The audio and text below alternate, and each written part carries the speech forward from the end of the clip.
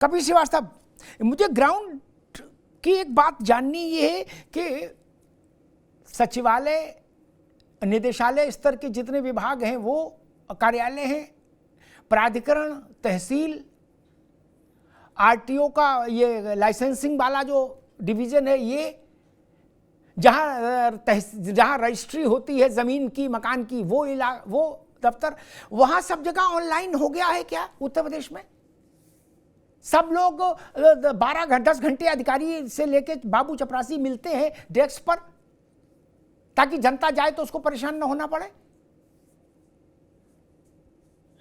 अमिताभ जी, 95% ऐसा नहीं है।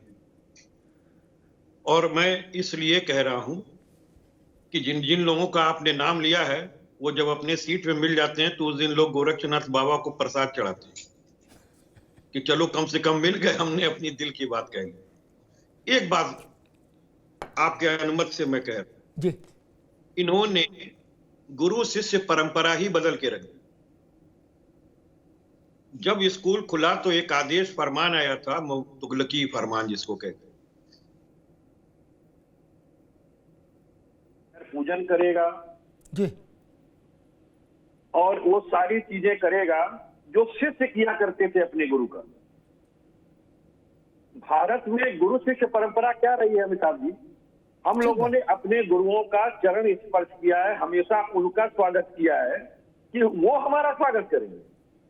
आपने तो परिपाटी ही बदल के रख दी। और सुनिए, हकीकत की कहानी सुना रहे हैं।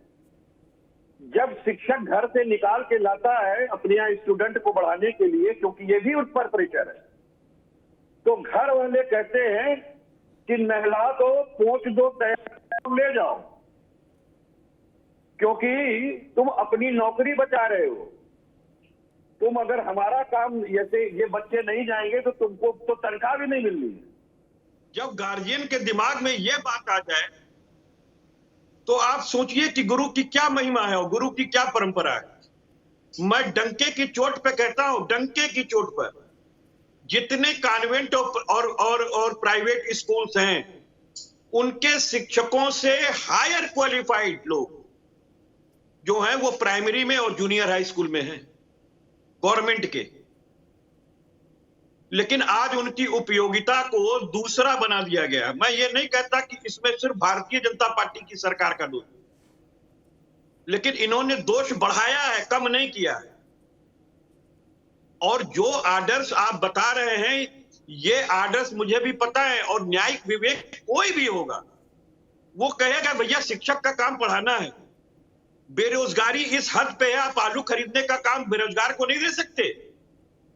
आप शौचालय साफ करने का के लिए जो है, आप क्या संविदा पे कर्मी नहीं रख सकते, क्योंकि आप परमानेंट नहीं रखोगे। ये तो हमें मालूम, भारतीय जनता पार्टी के लिस्ट में कहीं है ही नहीं कि आप किसी को परमानेंट नौकरी दें।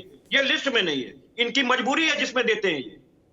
और मैं आपको बता दूं, शिक्षक जब स्टूडेंट्स के अनुसार आएगा, जाएगा, उठेगा, बैठेगा, और या फिर अधिकारियों के अनुसार आएगा, जाएगा, उठेगा, बैठेगा, और प्रधान हड़काएगा, क्लास लेते हैं प्रधान, बहुत दुख होता है। प्रधान जो हैं वो ब्लैकमेल करते हैं शिक्षकों को, और ये सबको पता है कि हमाम में क्या चीज है। और पहले क्या था हम लोग के समय में अमिताभ जी, कि प्रिंसिपल की इतनी हनक होती थी कि सारे लोग समय से आते थे, सारे लोग, ये राष्ट्रीय चरित्र था पहले। ठीक बात लेकिन जब जी, चोर है की नजर से देखोगे और कहोगे कि ये चोर है, तो करेगा क्या? अच्छा बदनाम बुरा। ठीक बात कपिल जी। राघवेंद्र जी, मूल बात निकल के ये आ रही, दो बातें। एक तो गैर शिक्षण कार्यों से तत्काल प्रभाव से शिक्षक को मुक्त करिए, और दूसरी बात ये कि अगर ये दवा अच्छी है, मेरा अपना कभी दो नहीं रहे मेरे जीवन में। मैंने जो बात पेंशन के लिए कही, विजय बंधु हमारे साथ कई अवसरों पर बैठे, मैंने कहा, कपिश भाई बैठे, मैंने कहा अगर ये नई पेंशन इतनी अच्छी है तो सांसद को पहले दो। ये रसगुल्ला गरीब के लिए नहीं है, पहले हमारे माननीय सांसदों को खिलाओ। क्या बोले? ना, ये नहीं खाएंगे, गरीब खाएगा। तो मैं उसके विरोध में खड़ा हो जाता हूं। वैसे ही मैं आपसे ये कह रहा हूं, अगर ये डिजिटल हाजिरी इतनी अच्छी है राघवेंद्र भाई, तो उत्तर प्रदेश के, अभी मैं एक काम से चला गया था गाजियाबाद के उसमें कलेक्ट्रेट में एक एसडीएम के पास, पता ही नहीं लग रहा, मैं बिना अपॉइंटमेंट के बिना कहीं सुने चला गया था, पता ही नहीं कौन कहाँ गया, बाबू बताने को तैयार नहीं। अगर कोई पहचान ना ले तो मिलना मुश्किल, क्या पहचान लेगा तो मिलवा आदमी मिल जाएगा अधिकारी, या उसको कोई बता देगा कि वो आए हैं तो वो आ जाएगा। क्या वहां आप लोगों ने ये थर्मामीटर नहीं लगाया ऑनलाइन वाला प्राधिकरणों में, तहसील में? और अगर आप कहते हो हां, तो मैं एक निवेदन करूंगा, वो कपीश जी का पक्ष की बात नहीं ना, विजय बंधु के, योगी जी के पास जनता दर्शन में आने वाली शिकायतों को देख लीजिए। मैंने उनका एनालिसिस किया है और मुख्यमंत्री इस बात पर कई बार नाराज हुए हैं कि 90% शिकायत इसकी आती है कि अधिकारी मिलता नहीं, भगा दिए जाते हैं। जमीन की नपाई कराने के लिए आदमी मुख्यमंत्री के दरवाजे जा रहा है। राघवेंद्र जी, वहां डिजिटल नहीं लागू किया कि मुख्यमंत्री के पास ऐसी शिकायतें ना जाएं, ऐसे फरियादी ना जाएं? राघवेंद्र जी, नहीं, निश्चित रूप से ये सब होनी चाहिए। इन सब व्यवस्था में जो आप कह रहे हैं, कहीं ना कहीं बातों में दम है, और बातों में आपके साथ मैं खड़ा हूँ। लेकिन दूसरी बात ये भी है, अगर उत्तर प्रदेश और देश में डिजिटलाइजेशन ना हो तो क्या हो? निश्चित रूप से देर सवेर सबको इस बात को स्वीकार करना पड़ेगा, चाहे हम हो, चाहे आप हो, चाहे हमारे मित्र कपीश भी। डिजिटलाइजेशन के बगैर देश चलने वाला अब नहीं है, उत्तर प्रदेश अब चलने वाला नहीं है। इस व्यवस्था के साथ हमको चलना पड़ेगा। मुझे याद है किसी समय हम जेब में पैसा लेकर के जाया करते थे। अब आज की तारीख में मैं तो खैर पैसे का उपयोग करता हूँ, हमारे बच्चे जो हैं जेब में एक पैसा नहीं रखते हैं, कार्ड रखते हैं, उससे पेमेंट करते हैं। देखिए, कपीश जी बात होने दीजिए, कपीश भाई उनकी बात आ जाए, अभी केवल राघवेंद्र जी जी कपीश जी देखिए बात होने दीजिए। देखिए, अगर कोई व्यवस्था होती है, कोई व्यवस्था बनाई जाती है तो बेहतर के लिए बनाई जाती है। आपकी सभी बातें सही हैं, कपीश जी बातें जो बोल रहे हैं वो सब बातें सही है, लेकिन अगर आप पर्टिकुलर इस व्यवस्था को देखें, अगर शिक्षकों की ऑनलाइन अटेंडेंस की व्यवस्था है, उसमें अगर कोई खराबी हो तो विषय की बात करिए, पर्टिकुलर उसी विषय की। उसमें तो कोई खराबी नजर नहीं आ रही है। बात खेत की हो रही है, सब लोग कल्याण की कर रही हैं। साहब, उनके साथ इतना अपमान होता है, उनके साथ ये काम किया जाता है, उनको भत्ते नहीं मिलते हैं, उनकी सड़क नहीं है, उनकी चट बचती है, ये सब बातें बिल्कुल सही है अमिताभ जी, इन सब बातों में आपके साथ खड़ा हूँ। लेकिन पर्टिकुलर अगर डिजिटल अटेंडेंस की बात कर देती है तो हमें बड़ी विनम्रता के साथ कहना पड़ रहा है कि व्यवस्था में कहीं कोई खराबी नहीं है, व्यवस्था बिल्कुल चुस्त दुरुस्त है, ये व्यवस्था लागू होनी चाहिए। हाँ, लेकिन जहां पर कोई ऐसी प्राकृतिक आपदा है या व्यक्तिगत रूप से कहीं कोई बीमार पड़ जाता है या कोई अस्पताल में पानी भर जाता है या ऐसी कोई व्यवस्था है सभी तरह, उसके साथ अलग व्यवस्था होनी चाहिए। लेकिन पर्टिकुलर ये व्यवस्था है ऑनलाइन अटेंडेंस की, इसमें मुझे कोई खराबी नजर नहीं आती। ठीक, राघवेंद्र भाई, एक मासूम, यार कपिल जी रुको एक मिनट, एक मासूम सी बात कह देता हूं। मेरे पास तो केवल जीवन के उदाहरण, राघवेंद्र भाई एक मिनट रुको, मेरे पास तो जीवन के उदाहरण है, ना उद्धव को लेना ना माधव को देना। आलोक बाबू आप भी सुनो, राघवेंद्र भाई सुन लो, काम आएगा।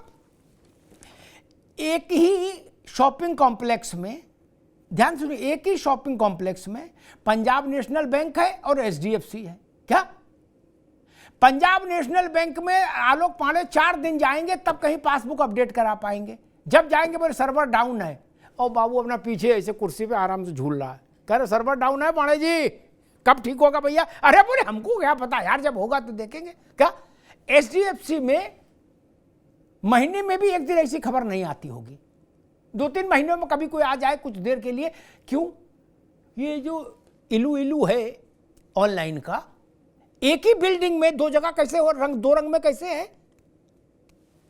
राघवेंद्र जी, इसका तो उत्तर देना पड़ेगा हमको। नहीं, थाने का सर्वर नहीं चल रहा, क्या बगल में जो आधार कार्ड का प्रिंट निकाल रहा उसका सर्वर 24 घंटे फर्राटा भाग रहा, क्या जो लड़का बैठा है? कौन सी मशीन लगाई है? ये मैंने भी झेला, इसलिए मैं कह रहा हूं मित्र, ऐसा नहीं कि गरीबी झेल रहा है। मैं कुछ भी रहूं, अधिकारी मेरे सम्मान में उठ के खड़ा हो जाएगा, कहेगा अग्निहोत्री सर्वर नहीं चल रहा, आप जाओ हम भिजवा देंगे। लेकिन सर्वर थोड़ी चला देगा। राघवेंद्र जी नहीं, बिल्कुल सही कह रहे हैं, इस बात में भी हम आपके साथ हैं, मेरे साथ यही होता है। लेकिन अब्दाब जी इसमें सर्वर का क्या दोष है? तो व्यक्तिगत दोष हो गया। राघवेंद्र सिंह को अगर काम नहीं करना है तो हजार बहाने हैं। ना ना ना, राघवेंद्र सिंह सर्वर का भी दोष है। नहीं, सर्वर हमें नहीं लगता है यार, सर्वर इसमें व्यक्तिगत दोष ज्यादा होता है साहब कि अगर हमें काम नहीं करना है तो हमें हजार बहाने मिल जाते हैं। निश्चित रूप से देखिए, इसमें डिजिटलाइजेशन का मुझे कहीं अपराध नहीं। ठीक ठीक ठीक ठीक, कपिल जी कुछ कहना चाह रहे हैं, रुक राघवेंद्र जी। ठीक, डिजिटलाइजेशन के खिलाफ कोई नहीं, लेकिन जैसे हमें एक बड़ा जनरेटर रखना है। एक बुनियादी उदाहरण देता हूं, आलोक पांडे, आप पढ़ाते हैं युवाओं को, इसलिए आपको भी इसमें रुचि होगी।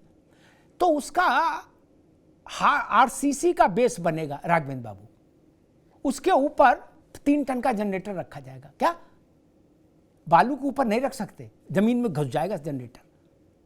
आप पूरा ऑनलाइन करिए, मैं कह तो रहा हूं, लेकिन कंक्रीट का बेस तो बना दीजिए, बुनियादी ढांचाओं सुविधाओं का बेस तो बना दीजिए। आप करें ना, पहले जनरेटर रखेंगे बाद में बेस बनाएंगे। कैसे बेस बनेगा फिर बाद में, जब जनरेटर रख दोगे? बोले पहले आमलेट बनाएंगे फिर मुर्गी पालेंगे, ऐसा तो नहीं होगा ना मालिक। पहले मुर्गी मुर्गा पालो तब ना अंडा मिलेगा। राघवेंद्र जी आप कुछ कहना चाह रहे थे? अमिताभ जी, मैंने वो समय भी देखा है जब केसा में बिल जमा होता था, सैकड़ों लोगों की लाइन लगा करती थी। ये बात ईमानदारी से हुआ करती थी। बिल्कुल, आज की तारीख में मोबाइल बिल्कुल। से मैं 1 मिनट में बिल जमा कर देता हूं। मुझे वो समय भी देखा है जब हमें ट्रेन की रिजर्वेशन कराना था तो 3-3 दिन जाते थे, लाइन लगती, तब कहीं जाकर रिजर्वेशन होता था। तो इस प्रकार की व्यवस्था धीरे धीरे सुधर रही है। ठीक है,